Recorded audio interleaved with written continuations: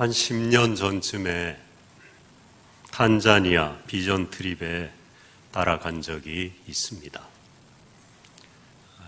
한국에 와서 신학을 하고 공부를 많이 하고 고국의 탄자니아에 돌아가서 엘 샤다이 스쿨이라는 기독교 학교를 세운 탄자니아 현지 목사님이 운영하는 그 학교를 교회에서 많이 지원을 하고, 그래서 거기에 의료 사역하려 비전 트립을 간 적이 있어요.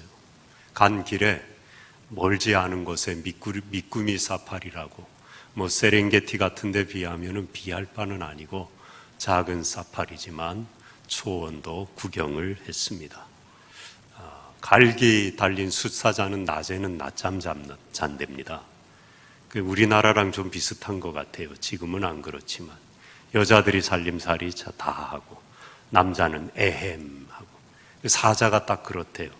낮에는 암사자들이 사냥하고 숫사자는 그늘에 가서 낮잠만 잔대요. 그래서 잘 볼 수 없답니다. 그런데 마침 저희가 갔는데 야생의 갈기 달린 숫사자, 어슬렁거리는 사자를 실제로 봤어요. 거리는 좀 있었는데 저희들이 줌으로 당겨서 촬영도 했습니다. 생각나는데 그 탄자니아 말로 매우 감사합니다 하는 게 아산테 사나. 그래서 저희들 가는 곳마다 그냥 아산테 사나 그러고 다녔어요. 118개 족속으로 이루어진 나라고 자원이 아주 풍부합니다. 그러니까는 잘 살 조건을 다 갖췄는데 아주 최빈국 중에 하나예요. 대통령이 365일 중에 300일을 외국에 나가 있대. 별장에 나가서 놀고 쉬고 300일을요. 정치는 누가 하느냐? 친인척이 다 잡고 있대요. 장관으로부터 전부, 내각으로부터 전부 친인척이래요. 그래서 대통령은 놀러 다니고 부정부패가 말로 다 할 수 없고요. 그 풍부한 자원을 갖고 최빈국 중에 하나인 까닭, 통치자가 통치를 잘못하기 때문이라는 겁니다. 오늘 솔로몬이 왕이 되었습니다. 큰 부담을 갖는 거예요. 조금씩 다르긴 한데 조금 더 어리다고 보는 사람도 있고, 그런데 솔로몬이 왕으로 즉위한 때가 약 20세라고 보기도 합니다. 어쨌든 젊었어요.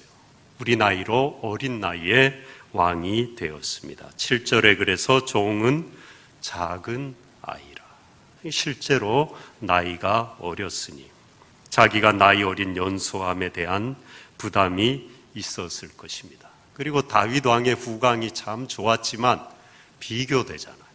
다윗은 성군이요 너무나 나라를 잘 다스린 위대한 왕인데 자기는 어리니까 이 중압감이 말로 다 할 수 없는 겁니다. 그래서 6절에 솔로몬이 이르되 주의 종 내 아버지 다윗이 성실과 공의와 정직한 마음으로 주와 함께 주 앞에서 행함으로 주께서 그에게 큰 은혜를 베푸셨고 주께서 또 그를 위하여 이 큰 은혜를 항상 주사 오늘과 같이 그의 자리에 앉을 아들을 그에게 주셨나이다. 감사한 아버지 다윗을 기리는 고백인 동시에 그 중압감을 표현하고 있는 거예요. 그래서이기도 하거니와 왕이 되었으니까 먼저 하나님께 예배했습니다. 제사했어요. 기브온 산당에 가서 1천 번제를 드렸어요. 그때 하나님이 받으시고 꿈에 나타나셨습니다. 5절에 내가 내게 무엇을 줄고 너는 구하라. 이 도끼가 네 도끼냐 저 도끼가 네 도끼냐. 하나님 뭘 줄까? 구하라. 흡족하신 거예요. 한꺼번에 1,000마리를 잡아서 번제를 드렸으니 얼마나 기쁘게 받으셨습니까? 그때 솔로몬이 구한 것이 바로 듣는 마음이죠. 백성을 잘 재판하기 위해서 듣는 마음을 구했다. 본문에 말씀하고 있습니다. 다른 것도 구할 게 많았겠잖아요. 군사력을 주세요. 우리나라 외국에 삼킴을 당하면 안 됩니다. 또 우리가 다른 나라를 정복해야 되겠습니다. 많은 경제력을 주세요. 세계에서 최고 가는 우수국이 되어야 되겠습니다. 뭐 구할 게 얼마나 많았겠어요. 그런데 왕으로서 공의롭게 나라를 잘 통치하기 위해서 지혜를 구했습니다. 정의롭고 평화로운 나라를 여망한 거죠. 그리고 실제로 솔로몬이란 이름도 평화롭다는 뜻이에요. 샬롬, 평화인데 솔로몬, 평화롭다라는 뜻입니다. 솔로몬은 자기를 왕으로 부르신 하나님의 목적을 분명히 인식하고 있었어요. 왜 자기를 왕을 삼으셨는지 솔로몬은 바로 그 부르심에 응답하길 원하는 겁니다. 신앙생활은 하나님의 부르심에 어떻게 응답하느냐 하는 것입니다. 하나님의 목적 안에 있는 자신의 위치를 파악하기 위해서 우리는 언약의 제단에 나아가는 겁니다. 예배하는 것도 그렇습니다. 기도하는 것도 그렇습니다. 하나님 앞에 내가 서 있는 자리가 어디인가? 하나님이 나를 어디로 데려가기를 원하시는가? 하나님의 크신 목적 안에 있는 내 삶의 위치를 확인하기 위해서 우리는 은혜의 제단 앞에 나아가는 거예요. 오늘 솔로몬은 그걸 잘한 겁니다. 왕으로서 나를 왜 여기에 두셨는지 하나님의 뜻을 구한 거예요. 그리고 지혜를, 듣는 마음을 구한 것입니다. 여러분, 기도하는 거 참 좋아요. 긴 시간 깊게 하고 방언도 하고 뭐 춤도 추고 다 좋은데 기도하는 동기가 뭐냐? 기도의 목적이 뭐냐? 그게 가장 중요합니다. 그게 바로 서 있지 않고 밤을 새고 기도한들 울리는 꽹과리, 허공을 치는 것밖에 되지 않는 거예요. 마태복음 6장 33절 잘 아시잖아요.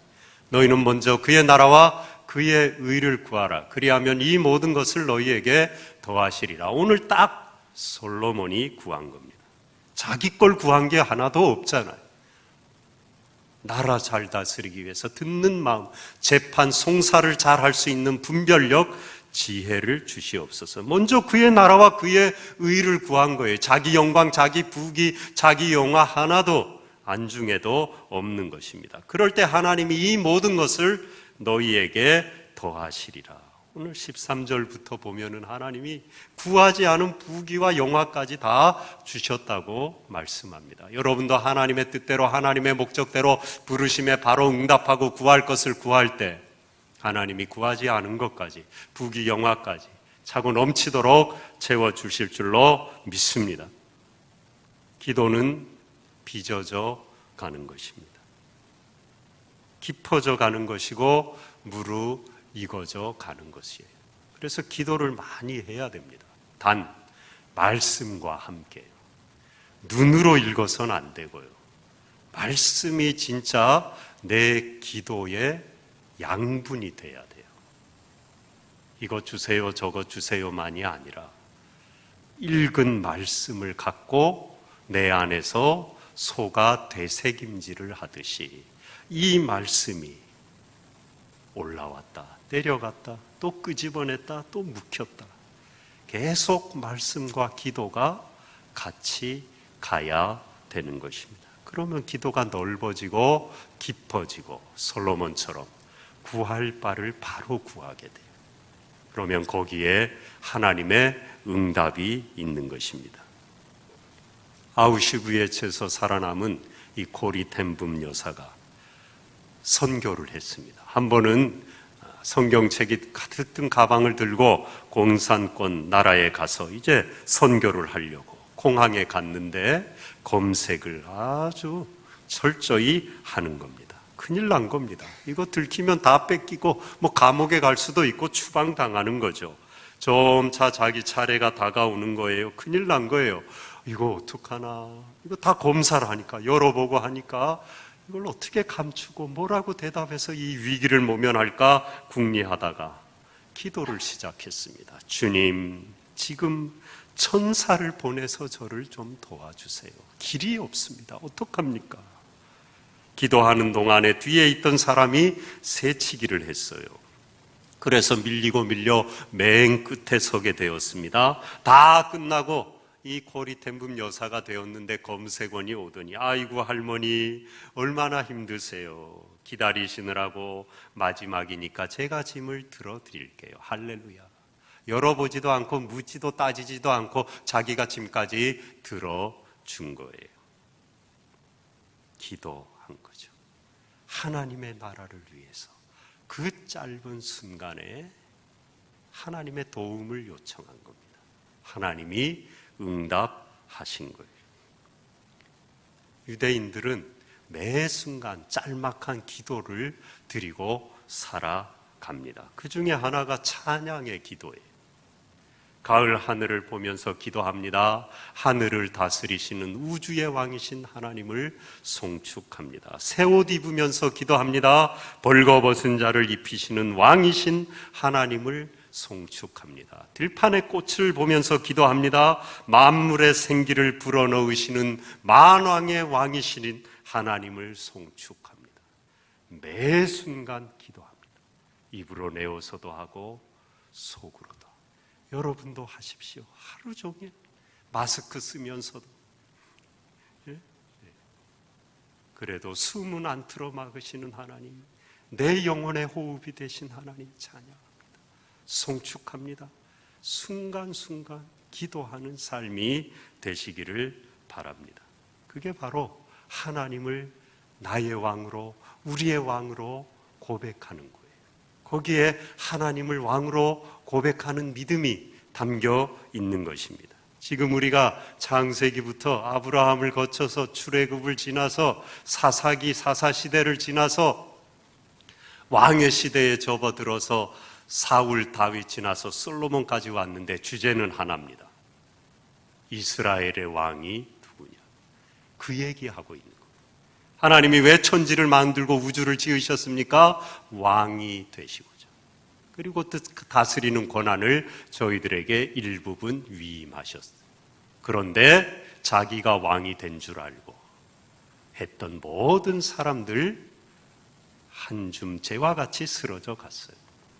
끝까지 때로 내가 왕이 되어서 잘못했더라도 다시 회개하고 나의 왕은 하나님입니다.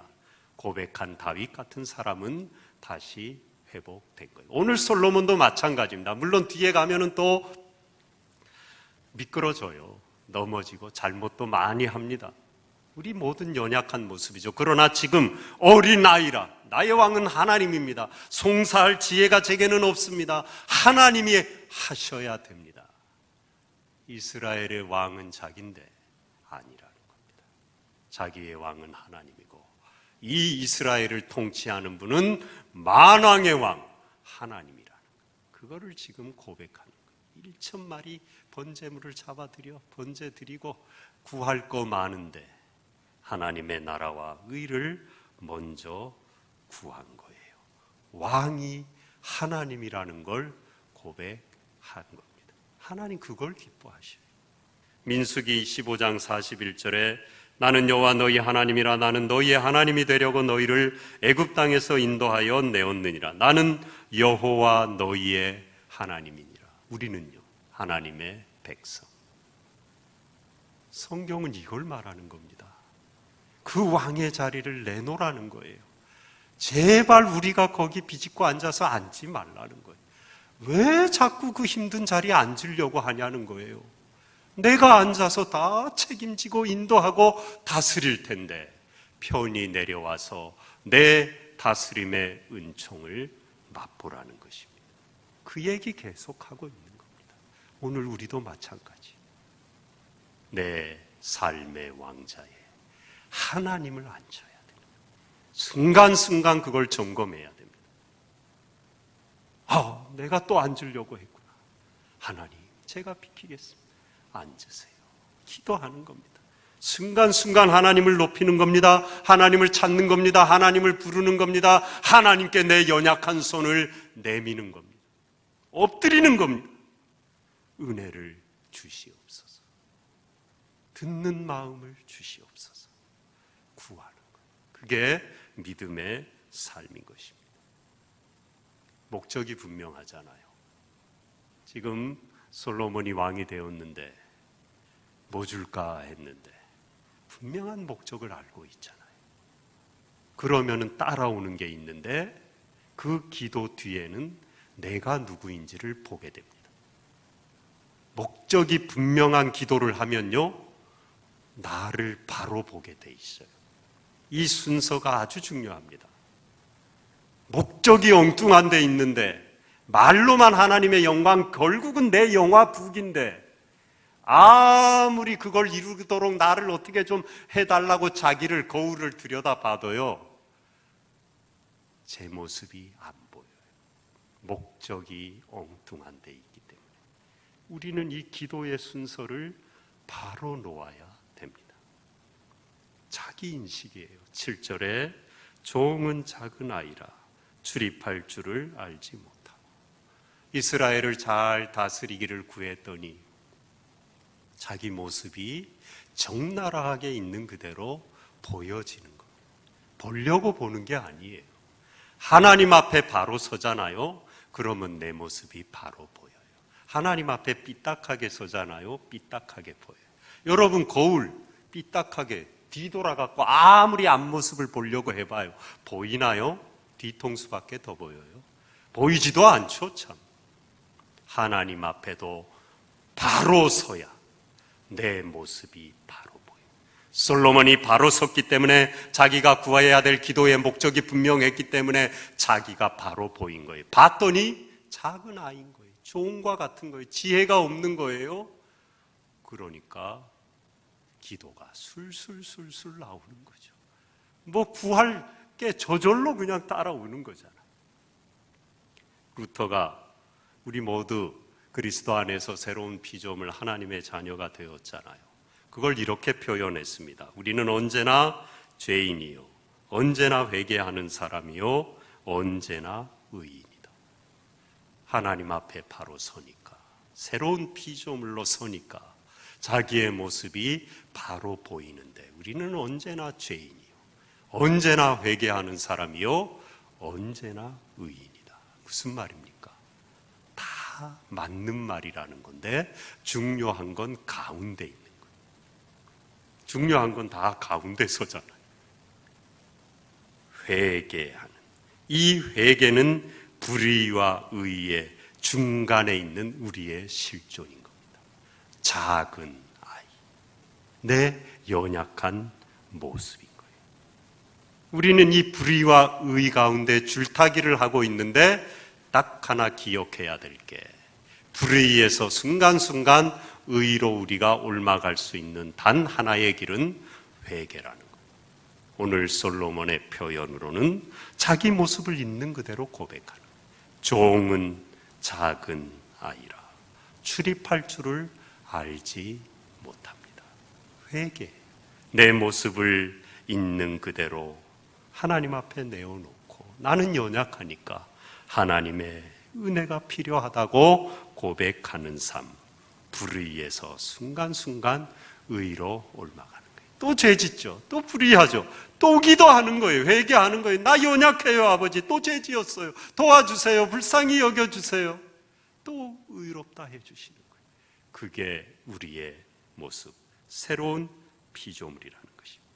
우리의 무력함은 하나님 자신의 권능을 보여주실 기회라, 그런 말이 있습니다. 우리의 무력함은 하나님 자신의 권능을 보여주실 기회라, 늘 드리는 말씀인데 신앙생활은 연초가 쌓일수록 연약해지는 것입니다. 무력해지는 거예요. 모든 권능과 힘은 하나님께 맡기는 것입니다. 그럼 하나님이 책임지셔요. 구할 것을 구하게 되죠. 11절에 자기를 위하여 장수하기를 구하지 아니하며 부도 구하지 아니하며 자기 원수의 생명을 멸하기도 구하지 아니하고 오직 송사를 듣고 분별하는 지혜를 구하였으니, 하나님의 마음에 드는 간구를 하게 되는 거예요. 내 모습, 참된 모습을 인식했기 때문에 내 무력함을 하나님 앞에 그대로 드러내니까 자동으로 구할 바를 구하게 되고, 그것이 하나님의 마음에 맞는 것입니다. 솔로몬이 구한 하나님의 마음에 맞은 기도가 뭡니까? 듣는 마음. 뭘 들어요? 마음의 소리를 듣는 거죠. 귀로, 공기의 진동으로 들려오는 그 진동하는 소리를 듣는 게 아니라 거기에 담긴 마음의 소리를 듣고 공감하는 것입니다. 실제로 16절 바로 이하에 그 사건이 나와요. 두 여자가 아기를 낳았는데 자다가 한 여자가 몸을 뒤척이다가 낳은 지 얼마 안 된 신생아니까 깔려갖고 숨이 막혀 죽어버렸어요. 큰일 났잖아요. 얼마 안 됐으니까. 그때 뭐 유전자 검사도 없고 바꿔치기 해버렸어요. 그래서 다른 쪽 여자가 깨어보니 자기 아기가 죽어 있는데 알잖아요. 자기 아기가 아닌 거예요. 저 여자가 바꿔치기 했구나. 대박 나른 겁니다. 판결이 안 나는 겁니다. 그래서 왕에게 왔어요. 솔로몬이 판결합니다. 서로 자기 아이라고 우기니까 길이 없구나. 아이를 반으로 갈라서 두 여자에게 나누어 줘라. 너무나 끔찍하죠. 곧바로 이어서 보면은 그 뒤에 26절에 보면은 그 산 아들의 어머니 되는 여자가 그 아들을 위하여 마음이 불붙는 것 같아서 왕께 아뢰어 청하건대 내 주여 산 아이를 그에게 주소서 하고 말합니다. 이게 진짜 엄마, 친엄마의 모정이죠. 솔로몬이 정말 아이를 갈라서 두 쪽을 해서 나눠주라고 끔찍한 판결을 했겠어요. 이 친엄마의 마음을 아는 거예요. 얼마나 두렵고 떨렸겠어요. 저 왕이 약간 더위를 잡수셨나, 코로나 바이러스를 먹었나, 정말 갈라갖고 나눠줄 건가? 아마 기절할 지경이었을 겁니다. 곧바로 아닙니다. 제가 가짜입니다. 죽을 각오를 한 겁니다. 저 여자아이 주세요. 자기가 죽고 그 아이 다시 못 봐도 자기가 낳은 아이를 살리려는 엄마의 모정을 이 솔로몬이 들은 거죠. 듣는 마음을 하나님이 그에게 주신 겁니다. 그래서 솔로몬이 회심의 미소를 지었겠죠. 거봐라, 이 여자가 친엄마, 가짜다. 옥에 쳐넣어라. 자기의 아이를 품에 안은 것입니다. 요즘 코로나 때문에 가정에 복닥복닥 힘들기도 할 텐데 뭐 대화를 아무래도 더 하게 될 거 아니에요. 그래도 가족끼리 대화할 때도 이 서로 마음의 소리를 듣는 게 참 중요하잖아요. 9살 아이가 학교 갔더니 화가 나서 온 겁니다. 책가방을 내팽개치고, 그날이 소풍 가려고 한 날인데 다 싸질머지고 갔는데 비가 온 거예요. 나도 못하고 돌아온 겁니다. 화가 이만큼 났어요. 엄마도 짜증내니까 엄마도 덩달아 짜증이 났어요. 내가 비 오라고 했니? 왜 나한테 화를 내고 그래? 난리가 난 겁니다. 근데 어느 날은 엄마가 마음을 바꿔 먹었어요. 그리고 이렇게 말합니다. 너 무척 실망했게 했나 보구나. 예, 그렇게 기다렸는데 얼마나 속이 상했겠니? 그럼요. 나 이제 소풍 안 갈 거예요. 이놈의 하늘이, 그놈의 몹쓸 비 때문에 엄마가 혼내줄까? 잠시 후 아이의 입에서 튀어나온 말이 뭐 꼭 오늘만 날인가요? 공감하고 그 마음에 짜증난 소리를 들어줬더니 스스로 다 풀어버린 거예요. 듣는 마음, 정말 이 시대에 우리에게 필요한 것입니다.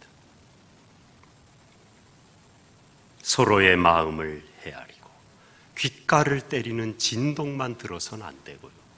작은 호흡과 신음소리에도 우리는 그 상대의 마음을 헤아려야 됩니다. 그 마음을 들을 수 있어야 돼요. 솔로몬이 그걸 구해서 나라를 이렇게 평화롭게 다스린 거예요. 억울한 일이 없도록 자기 아이를 품에 안을 수 있도록 하나님의 샬롬을 이룬 것입니다.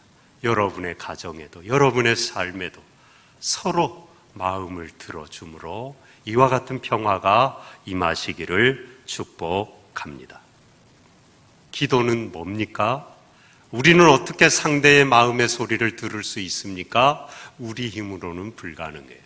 먼저 하나님의 마음을 들을 수 있어야 돼요. 그게 바로 기도예요. 여러분.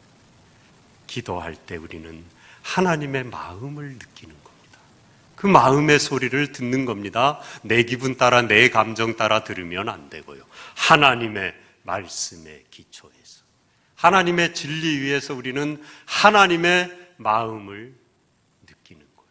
거기에 함께 참여하는 것입니다. 연탄길 작가 이철환, 신실한 크리스찬이잖아요.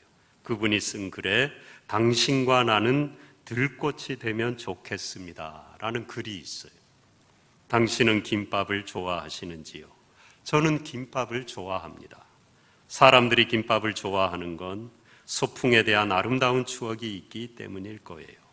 김밥 속에는 여러 가지 재료가 들어갑니다. 치자색 단무지와 계란, 분홍색 햄, 초록색 시금치나 오이, 주황색 당근, 치즈가 들어가면 치즈김밥, 참치가 들어가면 참치김밥, 형형색색의 여러 재료가 들어가니까 김밥 속은 앞마당의 꽃밭처럼 화려합니다. 그런데 말이죠, 김밥 속이 화려해질수록 빨리 상한다고 합니다. 사람 사는 것도 그렇습니다. 삶이 화려해질수록 그 사람의 영혼도 빨리 상해버리니까요. 화려해지고 높은 곳에 오를수록 사람들은 낮아질까 봐 불안해하니까요. 사랑하는 당신과 나는 항상 최고가 되겠다고 생각하지는 말기로 해요. 모든 사람들에게 박수만 받겠다고 생각하지도 말고요. 꿈이 너무 많은 사람은 행복해질 수 없으니까요. 이룰 수 없는 꿈 때문에 당신이 너무 아파하지 않았으면 좋겠습니다. 당신을 위해 나도 조용히 불을 끄겠습니다. 당신과 나는 들꽃 같은 사람이 되었으면 좋겠습니다. 꽃을 피워야만 사랑받는 장미도 되지 말고, 언제 꺾일지 몰라 불안해하는 백합도 되지 말고, 있는 듯 없는 듯 소리 없이 피고 지는 들꽃 같은 사람이 되었으면 좋겠습니다. 불어오는 바람에도 아름답게 흔들릴 줄 아는 그런 들꽃 말입니다. 제비꽃, 달맞이꽃, 페랭이꽃, 자운형꽃, 질경이꽃, 며느리밥 풀꽃, 바람꽃, 은방울꽃. 들판 가득 엄마의 눈물처럼 피어있는 이 꽃들은 여치 울음소리, 개구리 울음소리를 들으며 제 영혼의 키를 키울 줄 아는 들꽃이랍니다. 보슬보슬한 흙 위에 누워 밤하늘 북두칠성을 바라보는 눈빛 맑은 들꽃이랍니다. 당신은 어떤 꽃이 되고 싶으신지요? 당신 가슴 속 아리아리가 꽃이 될 거라 믿겠습니다. 당신과 나 강물보다 짧은 인생길을 걸어가고 있습니다. 부디 눈비 뿌리는 날에도 당신이 따순 밥처럼 살아갔으면 좋겠습니다. 사랑하는 당신, 나 당신 곁에 늘 머물겠습니다. 가슴으로, 눈빛으로, 소리 없이 환하게. 영혼의 키를 키울 줄 아는 들꽃. 하나님의 마음, 그 마음을 우리 영혼에 담는 것. 그것이 믿음의 삶이고 기도의 삶이고. 솔로몬은 먼저 하나님의 영광, 목적을 분명히 알고 기도의 자리에 나아갔어요. 그러니까 연약한 자기를 인정할 수밖에 없게 되고 하나님의 마음에 맞는 자기 영광이 아니라 들꽃처럼 자기는 쓰러져 가도 나라만 평화로우면 감사하겠다는 그런 영혼의 키를 키울 줄 아는 들꽃 같은 사람, 기도의 사람이 된 것이죠. 들꽃은 화려하지 않습니다. 들꽃은 키도 나지막합니다. 꽃도 별로 큰 거 없습니다. 특별한 것 빼고는 향기도 별로 없습니다. 하나님의 마음 어떤 마음입니까? 들꽃처럼 낮아지는 마음이죠. 화려한 마음이 아니고 가슴 속 아리아리가 꽃이 될 거라 믿는, 자기도 초라하지만 들판에 널려 굴러다니는 돌과 같은 인생들도 거기에 꽃이 피어날 수 있다고 위로하는 하나님의 마음을 품고 십자가를 지고 어두운 골목길을 걸어갈 수 있는 들꽃 같은 인생, 듣는 마음 정말 필요합니다. 그러려면 먼저 우리가 하나님의 마음을 들어야 돼요. 기도의 자리에 날마다 나아가야 되는 것입니다. 이 어려운 때에 여러분 무엇으로 살아가시겠습니까? 하나님의 잔잔한 음성, 위로의 음성, 그 소망과 사랑의 음성을 듣고 여러분이 먼저 살고 여러분도 다른 사람의 소리에 귀를 기울이고 그 마음을 위로하며 기도하며 살아가는 복된 삶이 되시기를 축복합니다.